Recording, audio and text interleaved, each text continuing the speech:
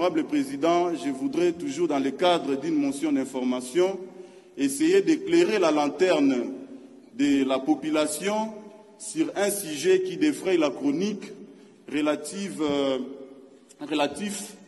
à l'acquisition des 60 aéronefs par le gouvernement dans le cadre du budget 2025. Honorable Président, honorables membres du bureau, estimés collègues, nous ne devons pas laisser passer une rumeur, nous ne devons pas laisser passer une désinformation qui va discréditer notre gouvernement et qui va même discréditer notre Chambre. Cette histoire des 60 aéronefs qui devraient être acquis par le gouvernement dans le cadre du projet de loi de finances de l'exercice 2025 n'est pas une bonne information. Heureusement, na mukanda na bango bazokomaka na kombo ya ba ministre bakomia wa Jean-Pierre Bemba Gombo. Jean-Pierre Bemba Gombo, vice-premier ministre, ministre des Transports, voies de communication. Azola kabisoni ni honorable président. Alobi na une année oyo akosombe la biso 60 avions. Ça y est ici. 60 bande konanga. Nde place ngana zoloba awa makambo ekobimao. Balobi boy. Si kota nazo pesa référence aux mona lokola mutu apprendre. Na lobby boy document numéro 9.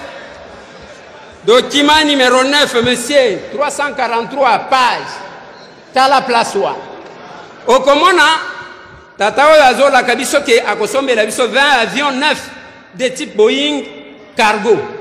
20 avions 9 de type Embraer. 20 avions 9 de type Boeing. Nazo tuna vraiment so ki bakokokisa makambo. Honorable Président, honorables membres du bureau, c'est dans le cadre du basculement vers le budget programme consacré dans la loi numéro 11/011 du 13 juillet 2011 relative aux finances publiques qu'on appelle communément l'OFIP, qu'il a été exigé au gouvernement de la République de faire basculer les budgets de l'État, des budgets des moyens ou des rubriques vers les budgets programmes axés sur les résultats et les performances. C'est dans ce cadre-là qu'il a été demandé au gouvernement de faire basculer les budgets de l'État à partir de 2019 vers les budgets programmes. Et le premier moratoire était fixé pour l'an 2019, mais étant donné la complexité de cette réforme, le gouvernement n'avait pas pu respecter ce moratoire et il avait encore demandé un nouveau moratoire.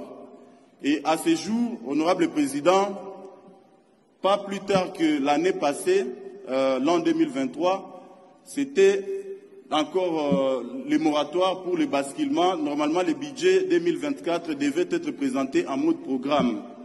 Mais le gouvernement, en 2023, était passé ici pour solliciter un nouveau moratoire qui va nous amener jusqu'en 2028. Mais en perspective de ces basculements, il avait été proposé au gouvernement de commencer à progresser à basculer de manière progressive.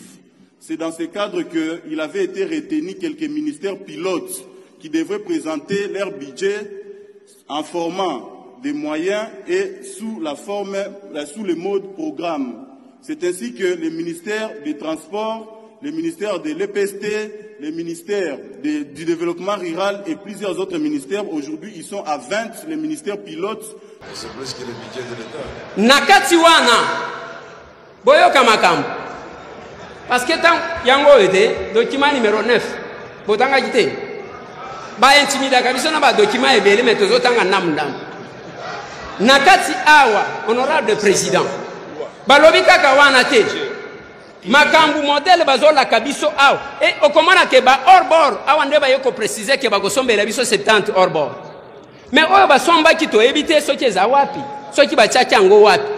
Avec un budget comme ça, ils ont mis la même 5 ans parce que le budget annuel tire sa source. Nakati ya programme, ya quinquennat, ya gouvernement. Je vais vous donner encore une autre référence. Nazana programme ya gouvernement yangoul.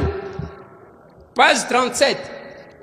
Okomona bazola kabiso ke banzela bakotonga ekozala je crois 3400 km. Oyo bazoloba, oui. Balobi bakotonga 3750 km. Mais na programme oya ane moko bapesi biso ekomi 15 813 km. C'est la démagogie qu'on finit ce biso. Et ce qui nous dérange, c'est quoi? Et je vais demander, honorable président, quand le gouvernement voudra faire le programme et le gouvernement, ou bien le budget, par rapport aux vacances parlementaires, ça le lango programme. C'est ça la réalité. Honorable député, estimés collègues, na komati komitu na awa batu bazoloba batu bakozwa misala na classe wapi na Congo mutu atanga biso nyonso bakapita qui a étudié pour le Congo parce que le Congo nous avons le minerai. Combien de facultés s'occuper na makambo ya minerai okotona mutu osali nini latin philo kozwa musala nini osali musala nini o philosophie kozwa musala nini osho mwana wapi bakomi que nous engageons les philosophes. Biloko tokotiko tanga tozotanga te Éthiopie ezaliao. Ils se sont développés en aviation et tous leurs enfants on les oriente vers l'aviation. Biso tozana nuana na enseignement ya ba belge o ba pesa ka biso totanga kaka cours mine langue na bango. Jacques Amri a écrit pour dire ceci: pourquoi parlerai-je une langue où est né le maître? Tozalaka fier na minoko na biso. Balobi yango ndambu ya mathématique, ndambu balobaka ya histoire yango wana bakotangisa biso ya zaya nini. Moi j'attendais que dans ces programmes du gouvernement bayebisa biso ke bako adapter système éducatif balongola biso na colonisation bakotisa biso na réalité ya mboka na biso. Ce n'est que ça qui va développer notre pays. Si les autres qui a découvert l'embouchure du Congo, Diego Kao, c'est que Batouana va Congo na wazalakate. Belé et zonga kanaba budget news. C'est ça que vous avez dit. Nazalaka nanu journaliste. Tokenda babeta mbunda ke bazo tonga aéroport yanjili. Lelo naza député aéroport wana batonga te ti lelo dans chaque budget et yakaka. Honorable député, honorable membre du bureau, estimés collègues, ce qui n'a pas été fait parce que beaucoup de gens ont national numéro 1, national numéro 4, tokenda tina président Joseph Kabila na Butembo balança ba travaux, ti lelo anyanyawanya. Il y a secteur sanitaire. Tibo est aux 64 ans il y a indépendance. Tozana ba médecins à travers le monde. Mais système sanitaire na biso. Même bao bazo travailler, bazana goûter ya kosala musalawa. Et vous allez constater que je l'ai dit ici. Tozana hôpital mon côté ya biso, ya l'état et koti kozwa peuple en charge, kozwa biso en charge.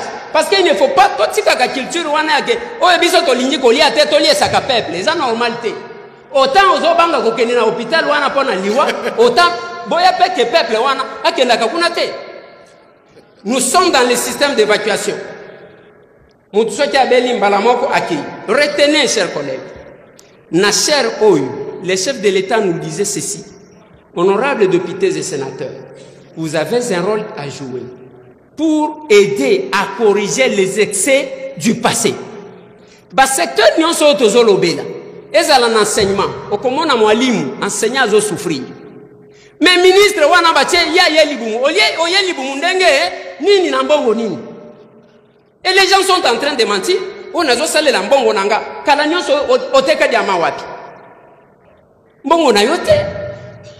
Jusqu'à aujourd'hui, même batu oyo bazo corriger babiloko etc. Okomona pona bafuta bango, il faut batu basala marche. Nina kota na hymne na biso.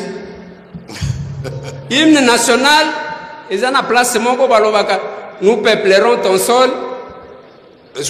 Nous assurerons ta grandeur to kipakate. Bisonde tozo peuplé. Nde eloko moko tozwaka yango wana. Mais au vie ya batu wana ndenge tozo peuplé. Ngana lingaki honorable président, otunelanga gouvernement. Ba quartier ya sikanini bazotonga pona koyamba ba oto nous peuplerons ton sol. Depuis que Mobutu a tiré la biso ba cité maman Mobutu. Cité verte. Combien de cités que nous ajoutons et pourquoi nous ne pouvons pas le faire? Honorable président, je vais ajouter une autre question. Naba facture nyonso ya snel to futaka. Je ne vais pas rappeler le passé parce que nous avons été ridiculisés. Ba otozaki na bango mandat passé ba yebi, président Mbosso à votre côté a yebi. Nous avons été ridiculisés et humiliés.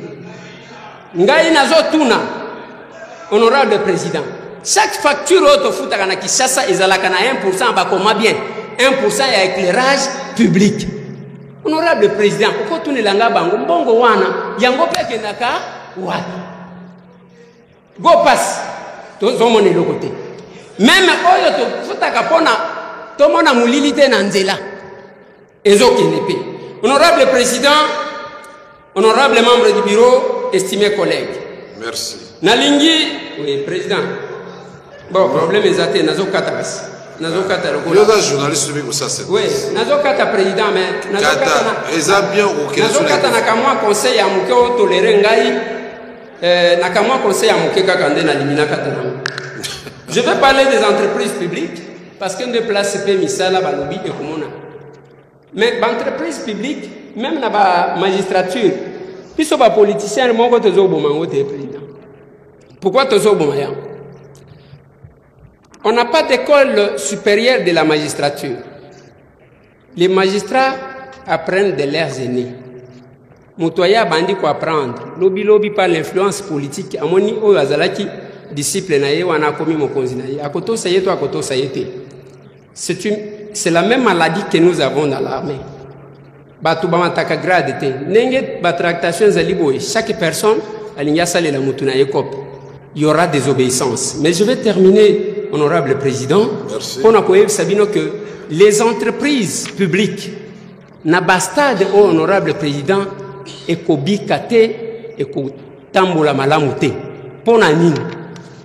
Parce que chaque politique économe dans une entreprise publique, à cause de l'autopsie, il y a une entreprise où on a taillé personnel, bazaka combien, enveloppe salariale, les alaka combien te. Ya kuti batu 50, ya memi, ya batu 50, 20 bauti église, 20 bauti na parti politique, 30 bauti na mboka. Conséquence, ba doubler sans que ba doubler enveloppe salariale. C'est comme ça que on a la société nyon surtout wana ezaba moribond.